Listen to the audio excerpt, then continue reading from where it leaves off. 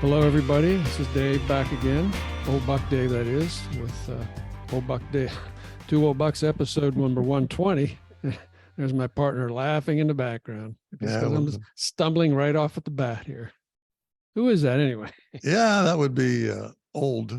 Well, emphasize old Buck, old Buck Dell. Okay, welcome, buddy. Hey, and folks, we got, as we promised, we got a special guest here, Captain Jim. He's going to be telling us some sea stories here later, or at least talking about sea stories he's going to tell. So we're looking forward to that. But before we get to Jim, we've got some letters from afar that we'd like to catch up on here. All right, so we got one letter from Intrepid Ranger Rick here. He sent us some background information on Buckminster Fuller, who apparently invented a lot of words when he wasn't either designing geodesic homes or Demaxions or all the other millions of things he did. So thanks to Rick. Well, you know, I do want to give a shout out to Rick for pointing that out, because it became very clear that I would never just come up with a new word. Mm-hmm. You know what I mean? I just would not. Not intentionally. As much as I said, well, I think I'll give another name to this plate, or I would give another name to this item. And my mind is so corrupted from what I know it to be, I just couldn't come up with anything to say about it. Unless, of course, I think if you're naming new drugs, if you're naming new drugs, you can combine Q's and X's. Lots of Q's, X's, and Z's. Yeah. And pronounce it any way you want. I guess. But he did point out that if you're creating something, then you would have the opportunity or the right to at least call it what you name, what you were building. Yeah. So Rick is completely right. He deserved the right to name all the stuff he built and came up with. But I thought I was going to have a funny retort to a new name. I mean, a pickup truck was still a pickup truck, no matter what I tried to call it. So there you go. Yeah. Thanks, Rick. Yeah. Thank you, Rick. Hey, we got one. Last night, I got something from Bridey, Thielen Heidel. If you recall her from a couple episodes back, really great episode. Oh, yeah. Got her blog last night, and on it, she announced that she has been selected to read her story on Listen to Your Mother in New York City, one block off Broadway. Unbelievable. Yeah. Oh, I couldn't be more happy for her. I mean, I think it's fantastic. I'll put a link to the show in the liner notes here. So if anybody wants to take a look at that, but that's great. That's great. That's great. Absolutely great. Yeah. And we want to thank her for letting us know too. Pleased. Yeah. Hey, and we got another letter from afar. It was a voice message from afar. We got people are starting to warm up to the voice message thing here. So I'm going to play this and then we can talk about it here. Hi, Old Bucks. It's Vintage Vixen 1. I think that's enough identification for me. Just wanted to let Dell know that TMB means text me back. So maybe he's going to have to make it a little more graphic, maybe TMBS. I'm not sure if that's taken or not. But anyway, I enjoyed the episode very much. Also wanted to point out that in regard to mermaid, mer, M-E-R, is French for the sea. So I'm pretty sure that this was a French derivation word. Haven't looked it up, but I'm pretty sure that I'm on track there. So always enjoy hearing you guys. And I like this voice thing. This is much more fun than email. So glad to have this opportunity and keep the episodes coming. Have a good day, guys. Bye. Wow. There you go. Wow. It's great to hear her voice. Yeah. VV1 is a very old and dear friend, and it was just nice to hear her voice. But she pointed things out to the obvious that when she said, for example, she said mermaid, because I found that mermaid. Why does it call it? Why mer? And she made it, quite plain. If it's French, I'm thinking the French named it. Oh, no wonder I did. Couldn't figure out what it was. So I think there's a lot of stuff, a lot of word derivations that come from that we accept as is, that are, not basic American English. Old world, Anglo-Saxon, Greek, Latin. Yep. All that good stuff. Yeah. And she also took away your joy. TMB's already taken, huh? Well, I thought about that too. And I said, I'm thinking that the texting, the texting elite, those that, I mean, way ahead of me when it comes to texting. Obviously, I can do that, but never in long conversations. I don't enjoy that. The shorter, the better. And then I'm thinking the real pros and have been doing it a long time probably have come up with the numerous letters and acronyms for what they want to say or do. And I'm thinking I would be hard pressed to come up with anything new that hasn't already been tried. So big thanks to VV1 for pointing that out. So I'm going to give up on those two wishes. I don't think I'll ever create a new word or come up with another tail ending to a text message. Yeah. So I think Dave, we should probably point out the word old was included in our title because it has an effect. It has an effect on us. You know what I mean? Because we are. Because we are. Because we are. Yeah. So big thanks to VV1. Okay. Hey, I got one more thing here. This is not a letter from afar. It's kind of a letter to afar. I just want to do a shout out to my good buddy Joel. I had breakfast with him today. I wanted to wish him farewell. He's selling his place, his winter place here in Florida, looking at moving to the sunny California desert as his new winter stomping grounds.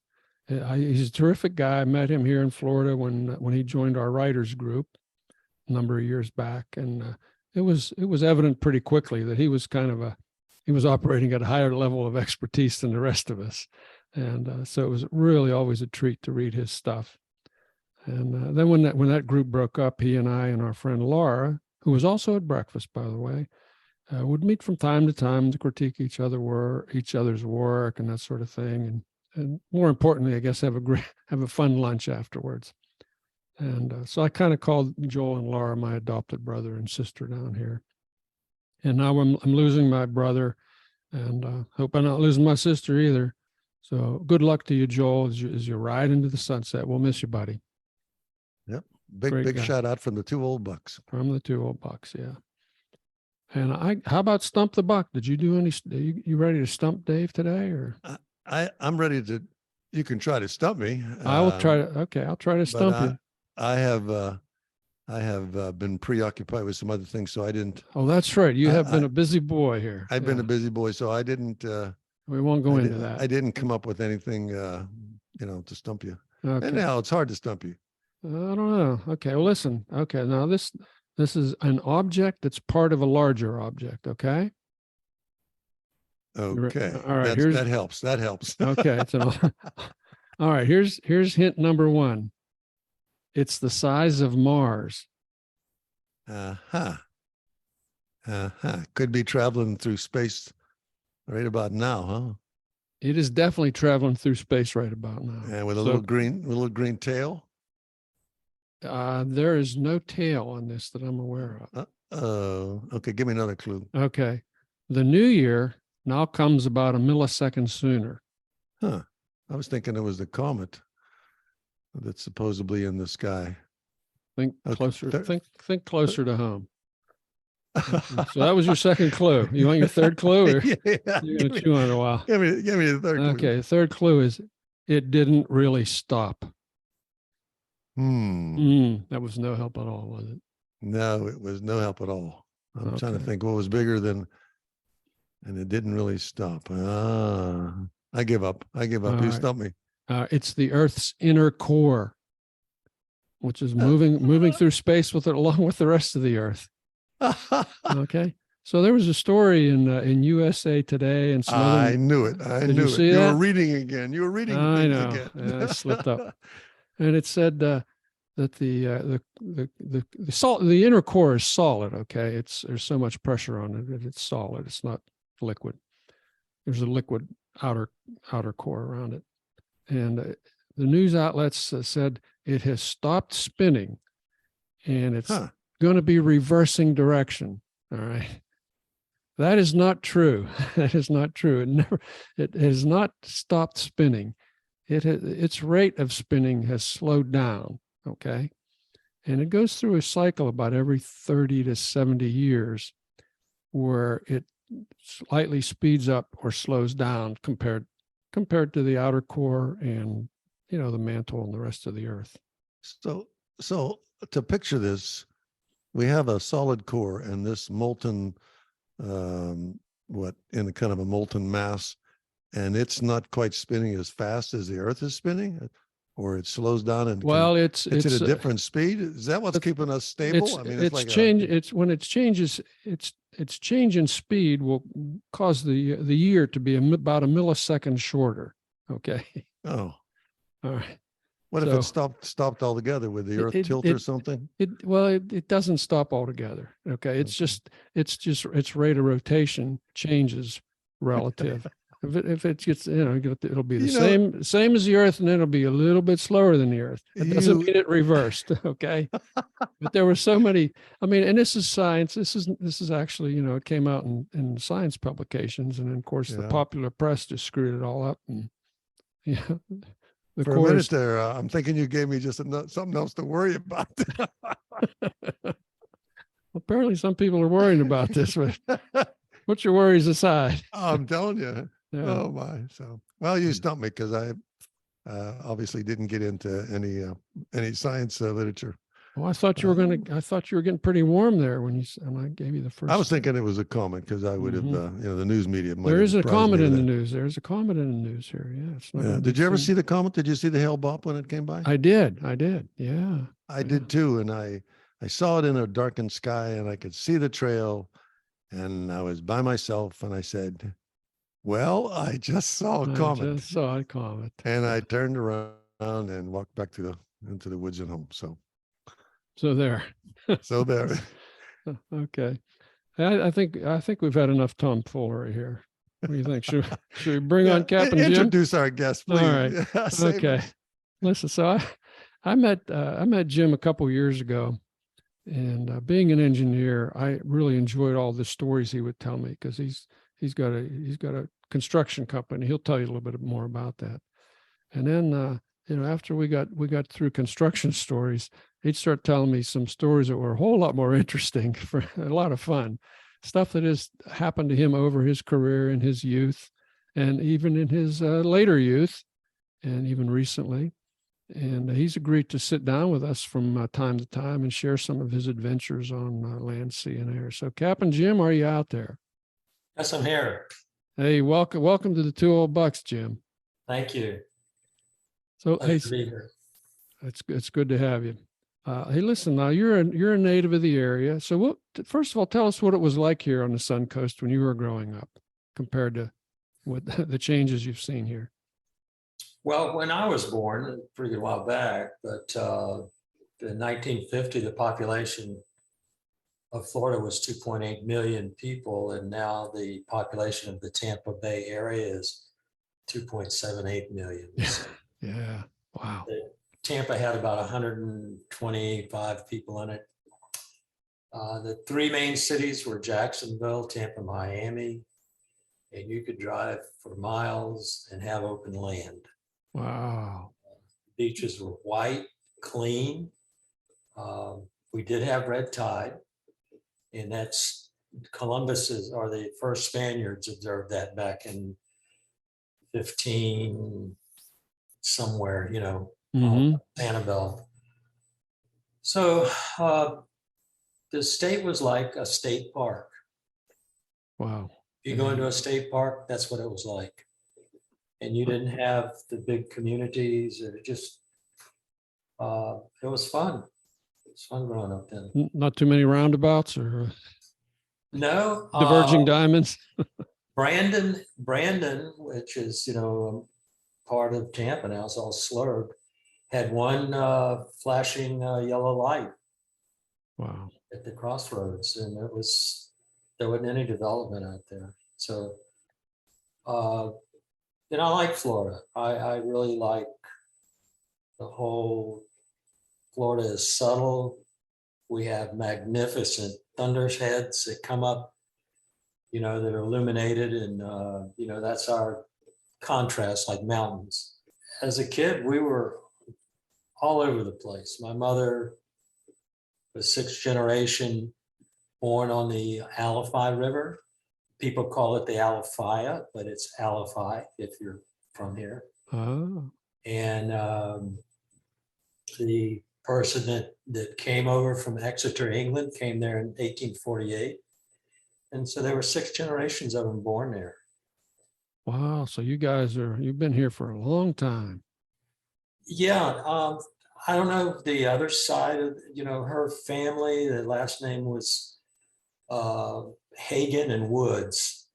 So Hagen was a shortening of O'Hagan, I'm sure, Okay. and to Americanize it.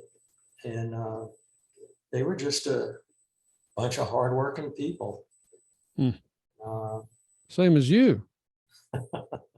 Is that where you got your work ethic? I don't know where I got it. I just like doing things. So how'd you get into the construction business? What was your route here growing up as a young guy? You didn't get out of high school and say, I'm going to have a construction company. Well, from a very early age, I was trying to make money, right? So I'd grow cherry tomatoes from seed and put them in pots and go around the neighborhood and sell them with my wagon. And then I'd swap out a barber shop in 3rd or 4th grade. And, so, and I never really had a huge direction. My mother just let me run wild. She was she had wanderlust, and she'd always put a National Geographic in front of me, and I'd just lose myself in that magazine. And during those days, there was the brigantine Yankee was sailing around the world. She would take 18 months and take a complement of inexperienced sailors, and it was Irvin Johnson, and sail around the world. And I'd get one of those magazines and lose myself in it. And so that's the only passion that I had. And we started sailing when I was 10. We were hanging around the house one summer and said, what are we going to do now? She said, well, you're going to go sailing. So the city sponsored with the Tampa Yacht Club a sailing program with prams, the little 8-footers. Mm-hmm. And we went out and, splashed each other with paddles for a couple of years. We did. We didn't do a lot of sailing, but it stuck, and I loved it. And I loved the water. And Tampa Bay in those days was so much different than it is now. And I started sailing in larger boats, and then in college, I met one of the guys that I'd started with earlier, and got on as a crew member on one of his boats. Worked my way up as a crew member, and people offered me jobs. And one job was in a boatyard in Tampa. I went to work for him. I worked during college. I'd work half a day after I got out of school, and they'd hand me a grinder, and I'd go underneath and grind on the bottom and come out looking like a Smurf. And these guys sailed over from California in trimarans that they had built. This was like 1970s. I was fascinated, and I went to work for them, and I'd accumulated a lot of skills working in the yard. It seemed like every time somebody quit, I got a promotion. So, and I found that fascinating, working with my hands and working around boats. I got to a point in my education that I thought I was going to be a stock analyst. And I really knew in my heart I didn't end up working for one of those guys. You were going to be a Wizard of Wall Street, something like that. Yeah, but I was going to be working for one of them. This is an MBA program. And so I quit. And I had a boat that I was working on, a 38-foot trimaran that I was going to sail around the world, this Australian design boat. And I built that. And Dave, there's so much there. Went down to Belize to help get a ship off the reef. But the guy who owned the ship bought a boat with him, an ex-Navy boat. In '76, because of what I'd done before, one guy, Paul, who was a friend of mine, asked me to join him in starting a diving company. So there were 2 others, Jim and Tom. we started coastal diving marine service, and we were doing work in the bay. So the trimaran had taken backseat to this. Started by 80, we had like 40 employees. I mean, we just exponential growth. And then by 84, I had 1 employee, recovered from that. But I always had I finished the boat, put it in the water, got it in the water in 86. And by that time, it was too small. For a 20-something-year-old, you could go with, a narrow, fast trimaran. But by that time, my crew wouldn't do it, wouldn't attempt to do it in that boat. Wasn't enough boat, you mean? Well, it was 38 feet long and 25 feet wide with 3 hulls. And the main hull is where all the living accommodations were. And it is a narrow boat. Okay. So when you're in your 20s, you can put up with a lot of stuff. And when you get into your 40s, you want a little more comfort. So I bought a 47-foot lagoon catamaran and joined a round the world rally. I told my guys in 93, I said, either you're going to run the company or I'm going to sell it. And they said, well, we'll run it. So I took off and So you took off. Yeah. And that was supposed to be an 18-month venture. And once you get into it, you realize that you're racing through paradise, literally come into a port, go to the bar, everybody gets hammered. You stock up, repair stuff, and take off again. And so you do that in the Galapagos, you do that in Tahiti, you do that, all around the world. It's just like, 7 capitals in one night or 1 week type of traveling. So I dropped out with 5 other boats somewhere before we got to Australia. And they were heading down around South Africa. And we came up through the Red Sea. And all of us dropped, we went our own ways. And so the way that I could do it allowed to have that take place was the guys back at the office would say, we got a lot of work, you got to come home. So I put the boat up on the hard, take it out of the water. It won't sink on land. Got back and work. That's a plus, yeah. Yeah, so I'd work. So I did that for 20 years or more, 96 to 18. So I was gone for a year at a time, twice, 6 months, many times. And 3 months was the normal. And I would just advance the boat to the next country or next spot and take it out of the water, come home and work and go back to it. And a lot of that was centered around vacation time for, kids growing up and stuff like that, in the summertime. You want to be out of hurricane, cyclone, typhoon type weather. You don't want to sail in that. So it worked out perfect in the summertime that here, where we have hurricanes, they have cyclones down south of the equator in the Pacific. Well, that's their winter time. So there's no counter revolving. Well, there's our clockwise revolving storms down there. It was just, once we took control of it and went at our pace, it was so much more enjoyable. The people were just amazing, amazing, amazing. You'd either travel with a boat that you met and their crew and anchor up and go ashore and, have a fire and cook and drink on the beach and go to new towns. You go to small places that we use Lonely Planet as our guidebook. And that's it's for people that maybe are on a budget or a little more adventuresome. Yep, I've used them. Yep. Yeah, and it was a slow motion history lesson. It was just in all of those places. When you cross an ocean, it's like 2 Olympic-sized swimming pools end to end, and you know that you can make it, and you dive in, and you come out on the other end.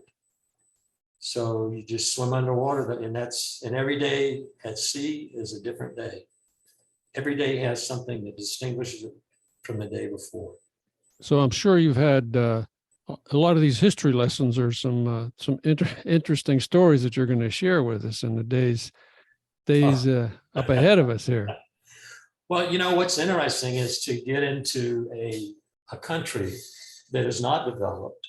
They don't have the resources. They have a smaller population, like in Polynesia, and their whole experience in life is around fiber. Their house is made out of fiber. Okay. It's either palm or coconut leaves and whatnot, and they weave the mats, and it's just going to ceremonies, getting in, and they welcomed us totally. We would always bring them like a gift. And so what I did is I got some good $5 hand-rolled cigars from Tampa. I got a bunch of them. You hear that, Dale? I'm listening. Yeah. And I would go in and find the head guy. And you generally would ask them permission if you could anchor off their reef. And I'd take 3 cigars or 4 cigars in with me, and we'd smoke a cigar. And we were welcome. Being at sea and storms and rough weather, and I never worried about that. I just, I had faith in the equipment, and I had a satellite phone and an EPIRB that would go up to a satellite, so I could, if something happened to the boat, we could, let somebody know. And in those days, we had just started to get emails, so I could email people. An antenna on the back of the boat would send out a signal and up to a satellite. So it was not like the rounding Cape Horn in the old days. I sailed where coconuts grow. I don't like cold water, and it didn't have coconuts on the route. I really didn't want to go through it. Okay. So we had a good time. I fished the whole way. We had 5 lines out, and the first time across the Pacific, I had a fishing guide, professional fishing guide from Costa Rica. And when he was on watch, he only looked backwards. He never looked forwards. And he was looking at the lures. Uh-huh. And we caught some big marlin off that boat. A 50 wide reel will hold almost a 1/4 mile of line. So when that marlin hits, and somebody yells fish on, you got to get your sails down where you're not going away from the fish. And then you look way, way, way back there and you go, is that our fish? It takes, maybe an hour and a half to get him in. And there were times that would be going too fast, because a catamaran can go faster, that we wouldn't put any lures out because we didn't want to lose them. Mm-hmm. In the morning, I would arrange the watches to where I would be awake as the sun was going down, I'd be awake as the sun was coming up. I'd put the boat to bed and then be there. And so, you walk around the boat and you pick up the squid on the deck and you cook them, and get the flying fish, which are delicious. And you just scale them and brown them in butter and have them for breakfast. And it's just a totally different. A whole different life. Yeah. And we're in the tropics. I mean, except when I came through the Mediterranean, we were in the tropics, and it was just, delight in the tropics in the wintertime. Yeah. So it was just delightful. Well, I'll tell you, we're looking forward to some of your specific stories that you've encountered, that you've experienced along the way. And we're gonna talk about some of those in future episodes. I'm sure you've had some interesting weather challenges from time to time, and I don't know if you've had pirates to deal with or any of that sort of thing. And I know you do some plane flying too, or you did, didn't you? Yeah, as the business prospered, it was 4 partners, then 5, then we got rid of 1, then it's down to 2, then 1. So in 84, I had just 1 guy who's basically still with me after 40 years. So it got to a point that all I did was go to meetings, and the name of the company was Coastal Marine Construction. So we were doing bridge work and all sorts of marine contracting projects. We had barges, tugboats, and big cranes. And so in Fort Lauderdale, if I had a meeting with the Department of Transportation, I'd have to go to a meeting. They only last an hour, right? Right. I would spend 3 hours killing bugs going across the Everglades, and spend another 3 killing them coming back.